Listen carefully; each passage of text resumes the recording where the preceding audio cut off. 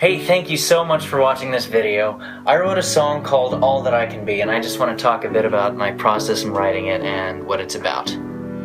For starters, I want to confess that I am an over-entitled millennial. This song came out of the feelings of failure that naturally spawned from a, destiny-driven search for work within this mentality. So in my case, I wanted to be a film score composer, a freelance musician. But I didn't realize that I wanted to be those things without doing the work to get there. So my entitled dreams were slowly crushed as I realized that I'm really not that special.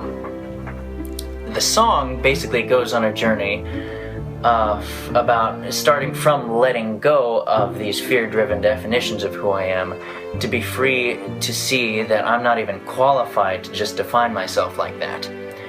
When I don't carry the full burden of justifying myself, I'm free to discover all that I can be. See what I did there? I tied in the song title with the speech. Yeah, okay, moving on. For the music, I took inspiration from all the Disney classics. Though the mood is similar to Go the Distance and Colors of the Wind-ish, it's obviously my own thing. But one of the things that makes me so proud of the whole song is that it's fully orchestrated.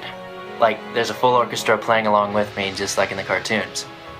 It was a heck of a process to do that, but I wrote it on piano first just to get the harmony where I wanted it, and I spent a few months on that stage because I was also working on lyrics at the same time. Then I wrote a 4 or 5 part score to that harmony with different melodies and counter melodies weaving in and out just to make it flow. The next stage of the orchestration was to apply the instruments to these melodies, but I definitely couldn't afford a live orchestra recording. So I did what I always do and resorted to MIDI sequencing on Logic Pro. In this case, I mainly used East-West Symphonic Orchestra sample library. Now, the hardest part of working with sample libraries like this is making them sound real, and for this song in particular, I had to work with constantly changing tempos and articulation. So I decided to start the recording process by laying down a MIDI piano track of the whole song at a steady, unchanging tempo. Then I edited the tempo of every moment of the song until it moved like the way I had been playing it on a real piano. Then I started applying each instrument of the orchestra to each portion of this tempo template as I saw fit. I do this by playing each instrument or section on the keyboard, then doing a lot of fine-tuned editing of each of those notes, working on placement, length, and loudness until it all sounded like a bunch of real musicians balancing with each other. After a few months of that, I finally notated the whole thing, which made me then see a few more awkward mistakes that I went back to fix. But writing the music this way did 2 great things for me. First, I just absolutely loved getting to use both the technical and artistic sides of the brain at the same time like this.